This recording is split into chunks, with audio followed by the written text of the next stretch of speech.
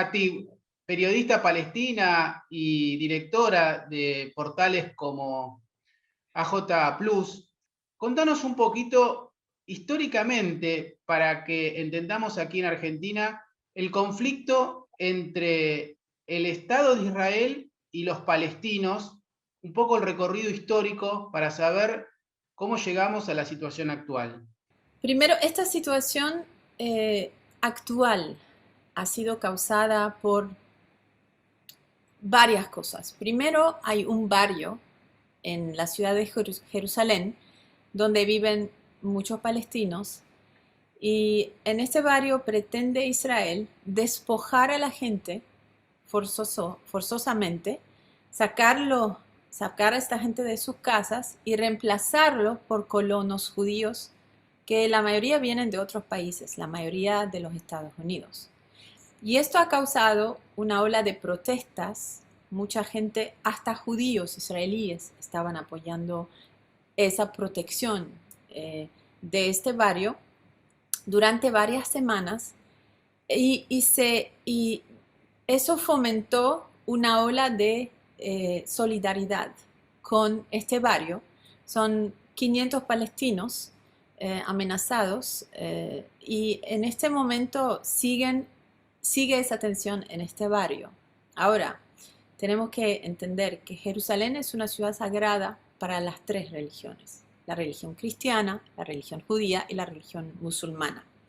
Entonces, es una ciudad donde siempre hay esa tensión porque Israel pretende tomar el control total de Jerusalén usando su estrategia de limpieza étnica, despojando a la gente para reemplazar a la gente.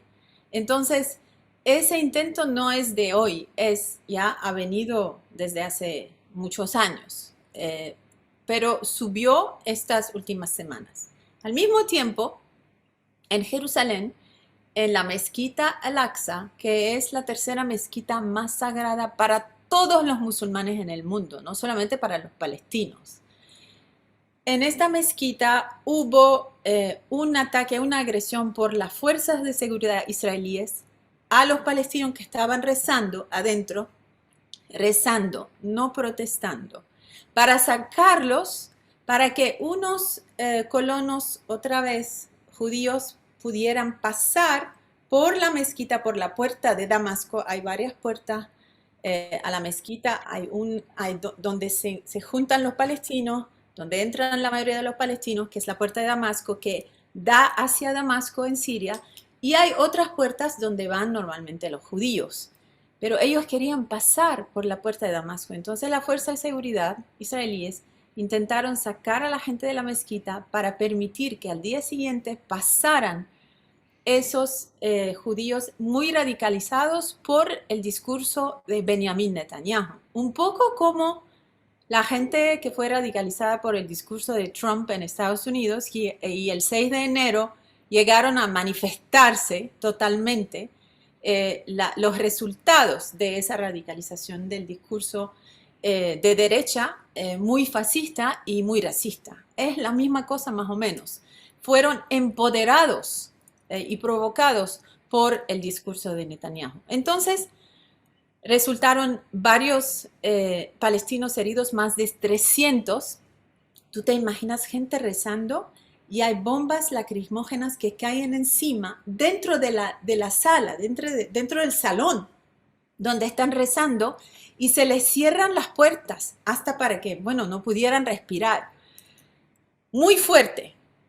Bueno, no logran sacar a la gente, no funciona esto y se retiran, y los palestinos celebran haber retomado el control de la mezquita. Eso fue más o menos como las cosas iban escalando hasta el punto de decir, no, la marcha sí va. Eso lo dijo el gobierno israelí, la marcha sí va, y tú te puedes imaginar qué tipo de cosa hubiera habido con la marcha si iba. Entonces, para proteger al Aqsa, la mezquita Al-Aqsa, las facciones armadas palestinas que están en la Franja de Gaza que es el único territorio no ocupado militarmente con presencia militar, sino ocupado por el bloqueo, el asedio que desde hace 15 años se le impone a la Franja de Gaza.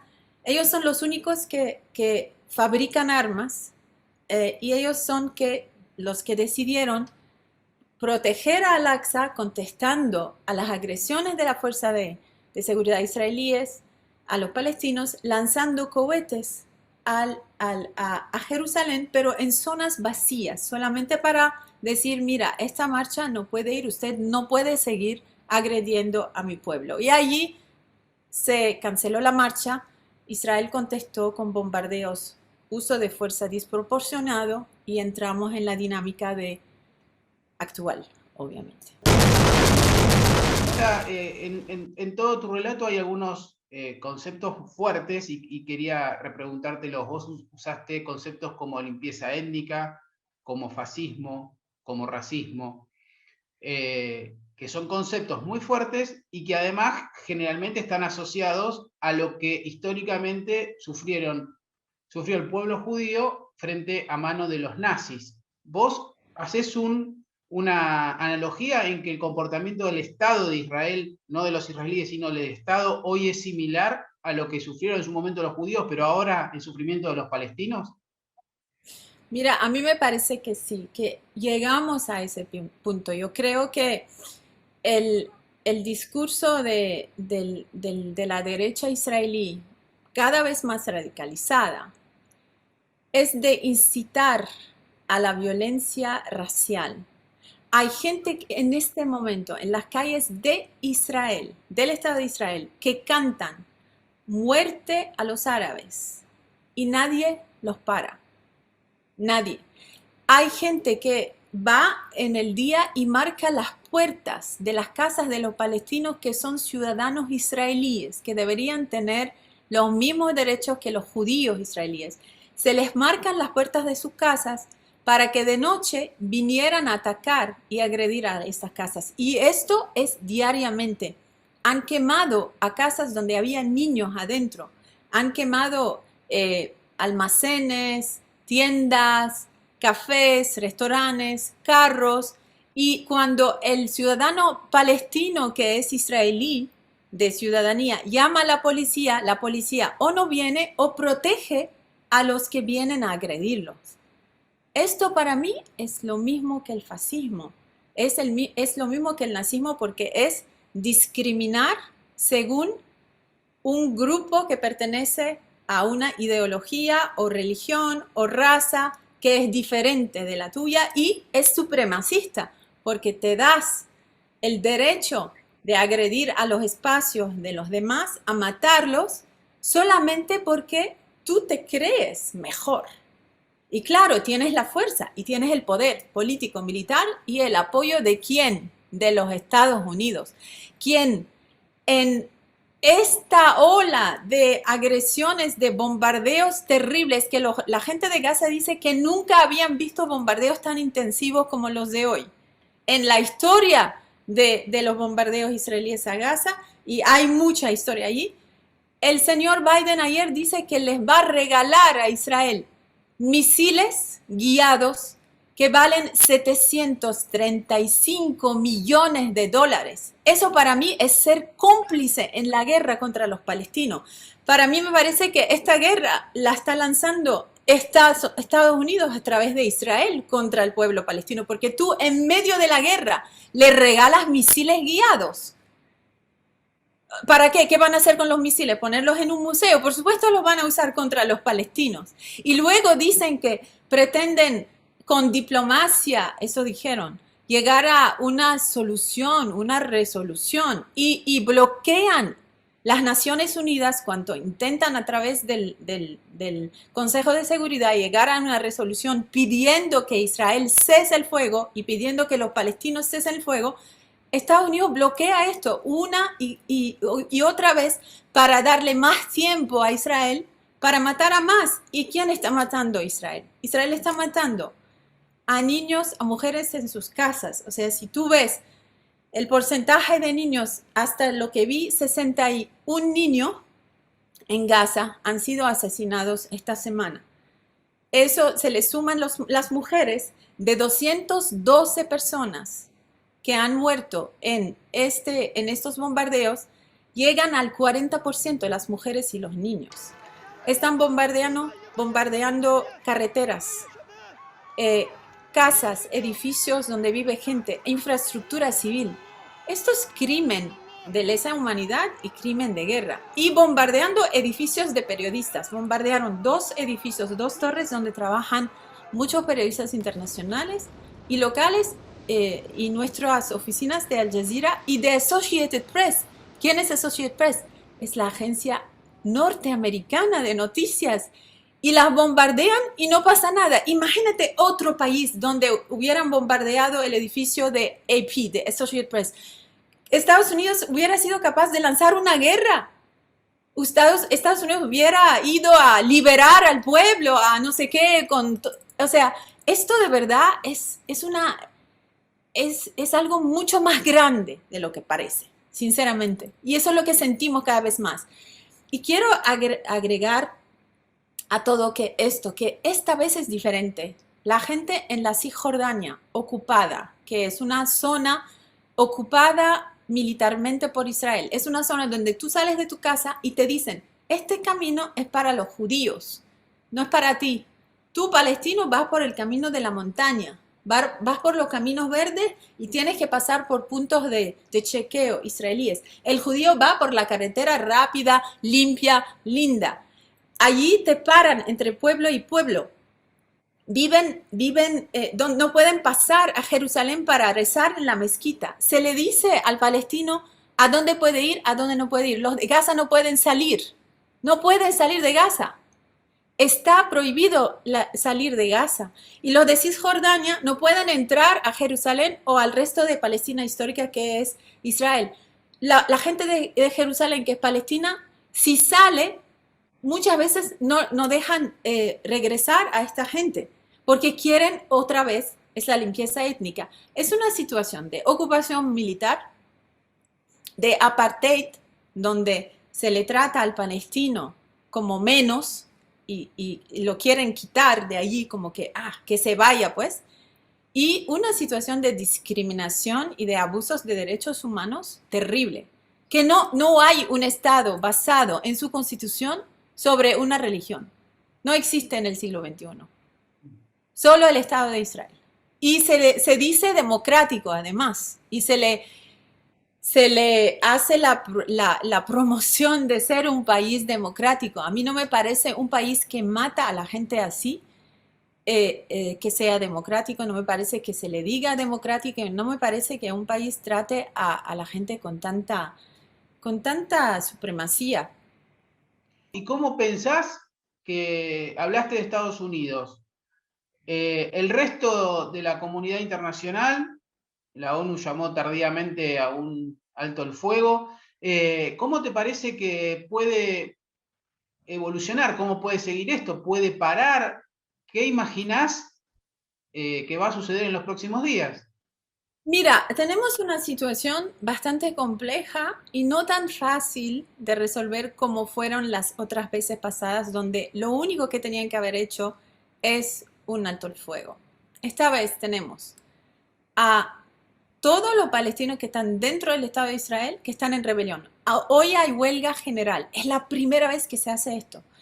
Palestinos que son médicos, que son profesionales, que trabajan en instituciones importantes, sectores importantes, vitales dentro del Estado de Israel, ellos forman hasta más del 20% de la población dentro de Israel. Los palestinos que se quedaron, ellos son los que pudieron mantener sus casas y sus tierras en 1948 y no fueron expulsados como los demás, como me pasó a mí, como la gente de Gaza, que parte de la gente de Gaza es gente expulsada desde otras partes de Palestina y partes es la gente originalmente de Gaza.